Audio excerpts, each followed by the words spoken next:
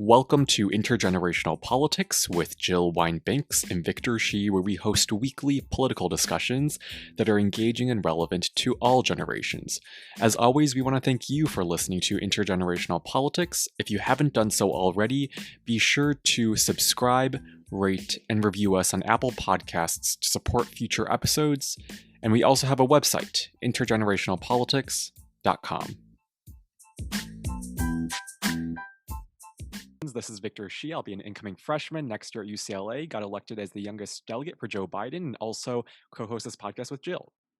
And I'm Jill Wine-Banks, the author of The Watergate Girl, which I hope you'll all read, and also the co-host of this, as well as an MSNBC legal analyst. Today, we are so excited to be joined by Senator Amy Klobuchar from the great state of Minnesota. We plan on talking about the challenges that face the Biden administration in a time of partisan gridlock, the status of the COVID relief package, and her advice for students during this difficult period. We are delighted to have you with us, and thank you so much for taking the time to be with us. Thanks, Jill. Thanks, Victor. We're working hard here to the end. It's been frustrated that we haven't gotten the COVID package done yet, but I think we will. And mostly we're looking forward to Inauguration Day. That's my big, I'm actually involved in planning that. So with Senator Blunt, yes, I'll be speaking there. So there we are. Okay, so that is definitely so exciting that you are a part of that Inauguration Day committee process. But can you kind of, now that we're on this Inauguration Day topic, can you talk about how important that moment is, at least for U.S. history and at least for the peaceful transition of power? On that day, the president and the vice president-elect take the stage on the west front of the Capitol, and the whole scaffolding's already been built for that. And they are sworn in, and usually it's one of the Supreme Court justices who swears them in. And as you know, the Congress is behind them. Now, the whole Congress won't be behind them only because of the 6 feet apart rules. And everyone will be wearing masks, and it's going to be a very different look. But I still think having that moment must occur. We must have that peaceful transition of power. And that's when Joe Biden will address the nation. And the rest of the inauguration, parade, balls, those kinds of things, I wouldn't say it's not canceled. It's not happening as it usually does, but there's going to be amazing virtual events for the rest of it. And that is not under Congress's jurisdiction. That's planned by the Presidential Inaugural Committee, or PIC, as it is affectionately known around here. I'm looking forward to the image of everyone wearing masks. And I think really that's one of the more important messages that will be communicated to America as President Biden, President-elect Biden becomes President Biden. We really think it's important to have it, on the Capitol, as it always is, well, with a very different, it won't be a big crowd or anything, but behind the president-elect and then President Biden and Vice President Harris should be the leaders of Congress to make it very clear this is a peaceful transition of power. And so that's what we're planning for. So when you talk about peaceful transition, it's coming at a time when there is a lot of polarization. There's little bipartisanship ever since Trump's 2016 election. And unfortunately, it's gotten worse since his 2020 loss. Many Republicans are refusing to acknowledge Biden as president-elect, or at least not publicly. And they're working to undo the will of over 80 million voters and are ignoring the harsh language of many courts. As someone who, like President-elect Biden, has made it a priority to reach across the aisle in the Senate, how do you think the Biden administration can overcome this polarization, unify our country, and get things done? Well, he has unique skills in that he has worked across the aisle for years as a senator and vice president with President Obama. And I've heard so many Republicans say good things about him, honestly, that are here, as well as our Democratic Party that was united. So you go into that with what we'll call the skill set. Secondly, I think that President Trump's actions, both before but incredibly after the election, have been really anti-democratic. He doesn't seem to acknowledge what happened in this election, where Joe Biden won by millions and millions of votes.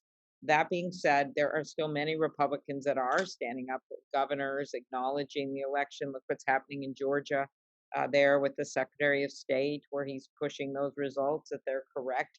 And so I guess I look at it as glass half full at this point, because you do have Republicans, local Republican and Democratic election officials standing by their results.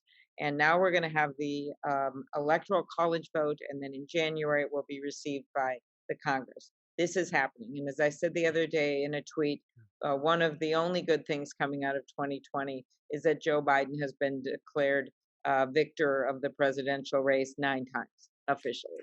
It never ends. Every week there's a new declaration by someone. So Exactly. I think at some point the truth will sink in, and I think the most important thing, which President-elect Biden is doing, is moving forward. It is getting his coronavirus task force. It is making a plan for distribution. It is putting his cabinet members, including I'm looking forward to seeing Treasury Secretary Yellen, someone who I respect a lot, and so many of the others that will be coming on board. So I think this is an exciting time for that. It is, but you've noted that there are Republicans who are recognizing truth, but there are a lot of Republicans in the Congress, as well as state attorneys general and governors, who are still working to overturn the results of the election. You had 106 members of the House of Representatives. Very US House, disturbing. very okay. So that I was going to ask you, what's your reaction to these members of Congress doing that, and the case's merits in general? Well, I am appalled that they would do that when it is every Secretary of State, every state, let's note, has certified their election results. They are standing behind their election results. Legislators have turned down this cockamamie idea that they would somehow thwart the process, and have not done it, including Republican legislators like in Michigan. And so, in the end, I don't think these suits or their attempts or anything will have any merit. They're just simply doing it to suck up to Donald Trump. We know that. They're afraid of him. He has a strong base. We certainly know that. But all of that being said, we still have to look to the future and what I call the day after tomorrow, what we're going to have to be doing to run this country. And I know that's how a number of leaders feel, and I just don't have any choice but to make this inauguration as normal as it can be, in terms of the fact that we do have a peaceful transition of power, and as positive as we can given the troubling times we're in. I can't explain what they do. I can only say that we won. We won the presidency. We won it by millions of votes. They lost, and they're going to have to deal with it. And I don't think the nation should have to go through, as John Bolton said, 9 stages of grief with Donald Trump. Okay, that's not our job. But the one thing I do want to say to your listeners, and you've got listeners of all generations, because this is such a cool idea, is that for once, when Joe Biden gets sworn in as president and Kamala Harris as vice president, you're not going to have to lay up and wake at night trying to figure out how to govern the nation yourself. Okay, like, how am I going to pass this bill? What am I going to do about this? Like, you can get a good night's sleep. I'm personally just will be even more relieved just on Monday when the electors actually elect the president. I wish we didn't have a college, but we do have an electoral college. I would rather have so that'll make me popular- feel a lot better. The states have actually certified, all 50 of them, their results. But what happens is the Electoral College votes, that's coming up this coming Monday, the Electoral College votes. And then after that, in January, in that first week in January, January 6th or 7th, that time period, by law, the Congress receives those results. So about 6 of us, 8 of us actually read in each state. I did it in 2016. And then the Vice President of the United States, that would be Mike Pence, presides over it. If there is some dispute that is going on, it can actually go back. First of all, a senator has to be associated with the dispute. It can't just be a House member doing it. I note that. Secondly, the vice president can rule on it. And third, if all that goes bad, it has to go to both houses of Congress, whereas Nancy Pelosi is the speaker in the House. So I don't anticipate all that will happen, but there are safety valves in place if for some reason there is an objection that isn't immediately overruled, which it should be given these results. Yeah. I am concerned, though, given everything you've said, there is still 7 in 10 Republicans, according to a recent poll, do not believe in the legitimacy of Biden's win. That means that the misinformation of Trump and his unfounded claims of fraud, the frivolous lawsuits, have been effective in misleading voters. That seems to me it's going to pose some challenges to the Biden administration in terms of passing legislation, confirming nominees. What can we do to get the facts out to the Republicans? How do we turn this around? What are the hurdles that Biden is now facing because of this? Well, I think first of all, you will see maybe after the Electoral College vote, as you point out, that's going to unglue a few more Republican leaders from all of this. The inauguration has to be planned. It is being planned right now. I think that moment is the moment where reality hits, honestly, for some of them. When it's received by Congress, the Congress has to literally verify these results, and I'll be up there in the House in my role as the lead Democrat on the Rules Committee, doing that. That happens the first week in January. There's all kinds of moments where people who have been refusing to accept this result do. And I will say, Donald Trump himself did say that he would respect the Electoral College results. So I don't know what else we could say. Yeah, although he was asked a question about how the next administration would handle something about the epidemic. And he said, well, it depends on what the next Yeah. administration is. I won all those other states, all the swing states. So Mhm. he hasn't quite gotten to reality, in my opinion, but Oh, no, no, no. exactly. So now we want to move on to COVID, which has affected all of our lives, especially for my generation, many of whom, just graduated from college and face unemployment or have been laid off during the pandemic. Can you let many concerned students and especially, families as well, know what the current status of the COVID relief bill is and why it's taking so long to pass it?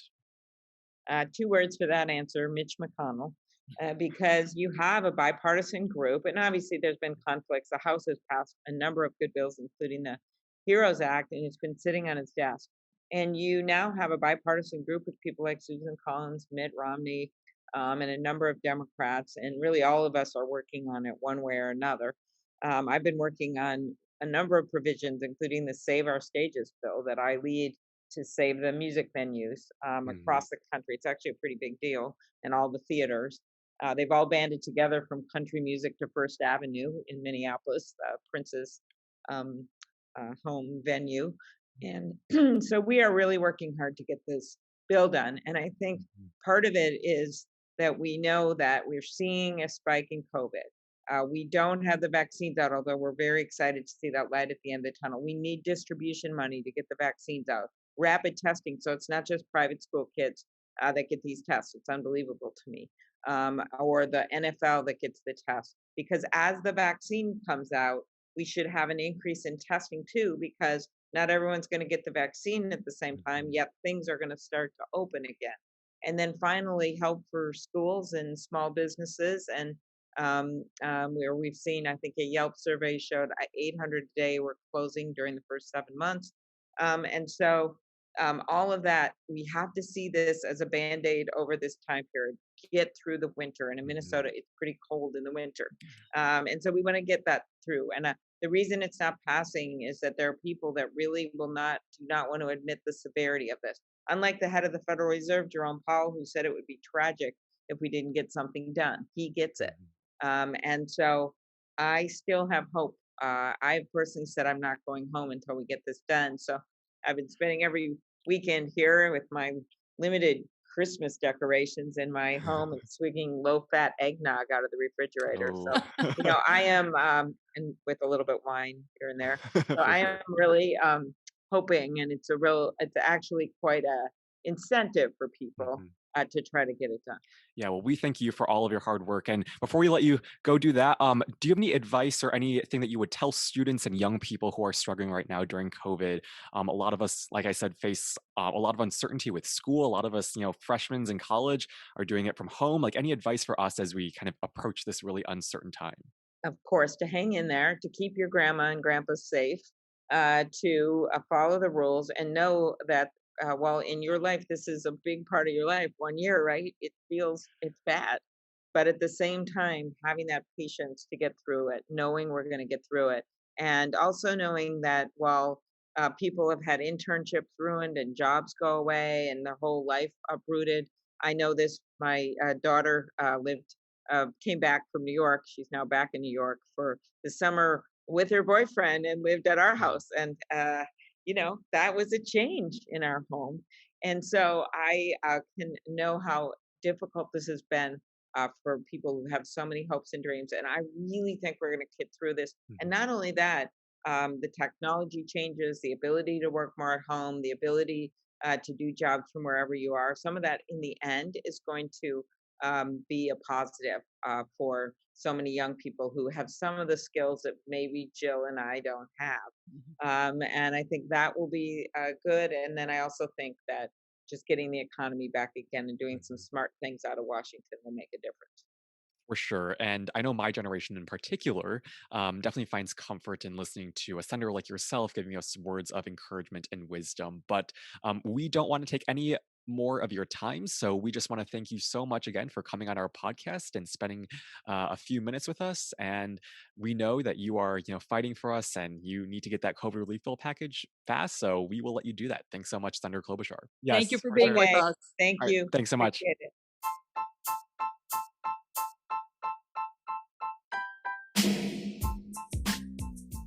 We hope you enjoyed this episode of Intergenerational Politics. Be sure to rate and review us on Apple Podcasts to support future episodes. Thanks so much. See you in our next episode.